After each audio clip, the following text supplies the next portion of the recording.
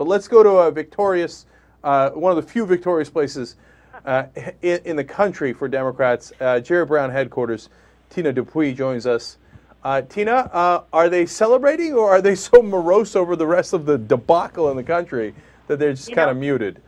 Right. Well, there's people. There was definitely some applause when when the screen came up and said that Reid was ahead by 4 points in Nevada. So, there is one place tonight that's okay to be a Democrat, and I'm here.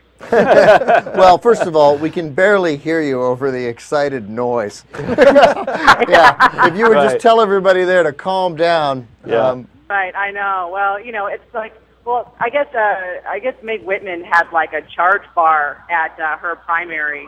I think that might be something just happened here. That might be the candidate taking the stage. No, they're calling it for. That was applause for Democrats tonight, calling it for, that was CNN calling it for Boxer. Wow.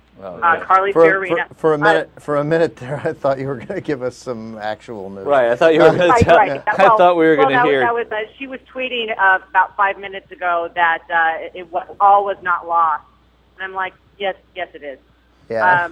Here's the thing with California that's completely different than the rest of the country, is that we hate rich people running for Senate and governor. Yeah. Jane Harman, Al Checky, Bill Simon, Richard Reardon, they all had self-funded campaigns for governor. None of them ended up in the governor's mansion, not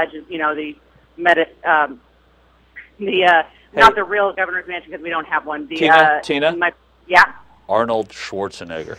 Right, but here's my thing. Arnold Schwarzenegger does not count. Okay. I've been to third world countries, Cenk, and there's people who've never worn closed-toed shoes. I told them that I live in California, and they're like, Conan the Barbarian. Yeah, he brought a different No, I resume know, to the table, I'm kidding. But Michael Huffington had a self-funded campaign for senator, and he never made it. So, he tried to dethrone Feinstein. So we just don't like rich people running for these 2 seats. So, is there news on other props there? Prop 19 lost. Were people bummed out? Did they have to go light up to get over it? Let me ask you. I got into Oakland, and I was like, from the smell of the BART train, it won. But I'm very curious, Tina, whether Prop 26, which requires that certain state and local fees be approved by 2/3 vote, fees include those that address adverse impacts on society or the environment caused by the fee payer's business initiative for a constitutional amendment. I've been on the edge. Did that pass? Yeah, right, exactly. Nail biter. Yeah, but I mean, who the fuck knows what the hell they're talking about? Well, I've listened to people that want to have a California Constitution, or want to rewrite or throw it out, because every time we have a ballot initiative, basically our lawmakers don't make laws. They leave it to the voters for them to decide on what's best for California. Well, no one's actually read the California Constitution, because it's about 1,000 pages long, because all these ballot initiatives, these propositions, turn into amendments to the Constitution. And so it doesn't make any sense. I mean, when people talk about California being broken, they talk about the ballot initiative process. Yeah. By the way, Cenk, the only one I understand is literally like that. I get the other 2/3 vote one that changes the budget process from 2/3 to a half. That one seemed like a grand idea. Yeah, I love that. Right, well, that's a great idea. I mean, it was something that it should have never been like that before, because it basically means the tyranny of the minority. And we've seen that. We see that every single year in California, and every single year they go, "Oh, we're going to change it," and then by Thanksgiving, everyone goes, "What budget?" And by the way, are we? Is this one? Do we know that's Prop 25?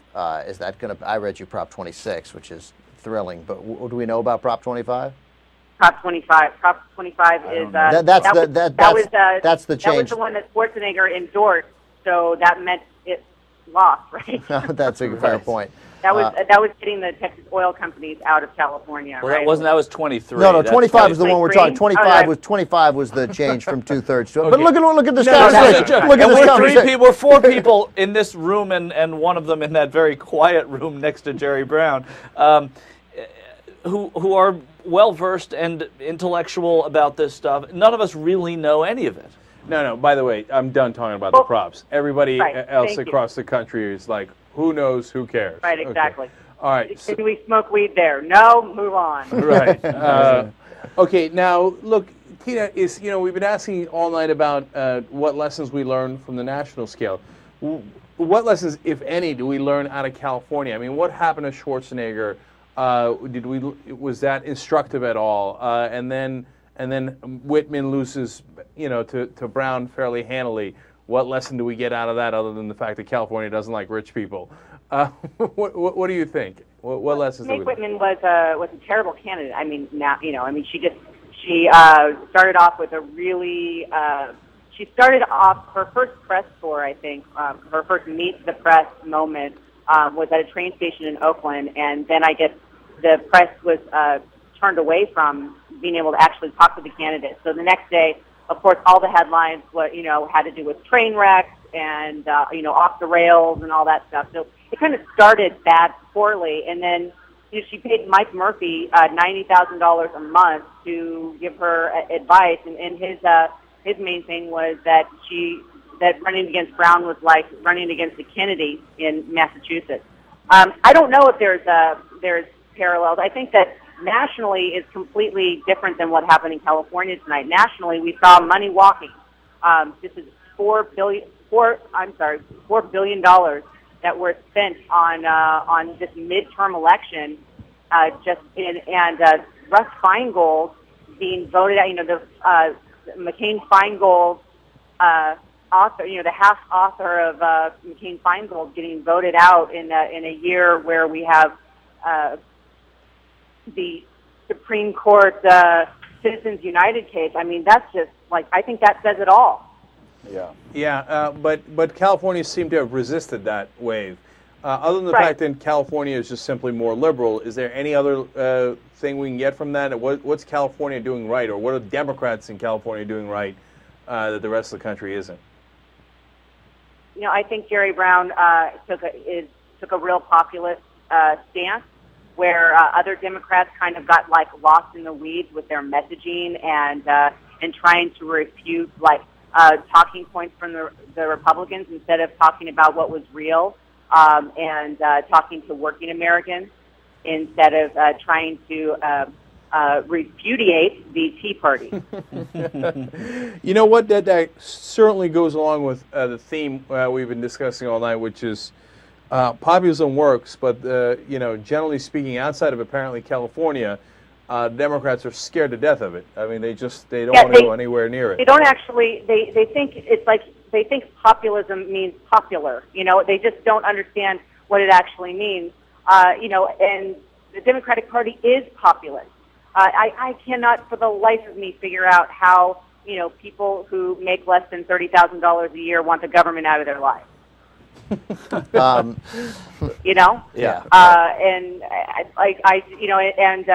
And people going to Tea Party rallies in D.C. and then complaining that the metro wasn't efficient enough. It's not the ideas that the Democrats don't have, it's the messaging, and that's what happened with Obama.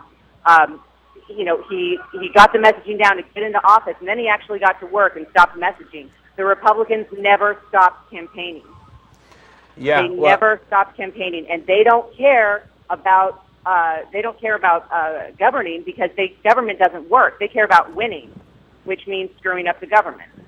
I think that's exactly right, and I think that that's another theme of the night, which is that the Republicans realized they were in a fight 2 years ago. Democrats realized it 2 months ago, and that makes an enormous difference. Absolutely.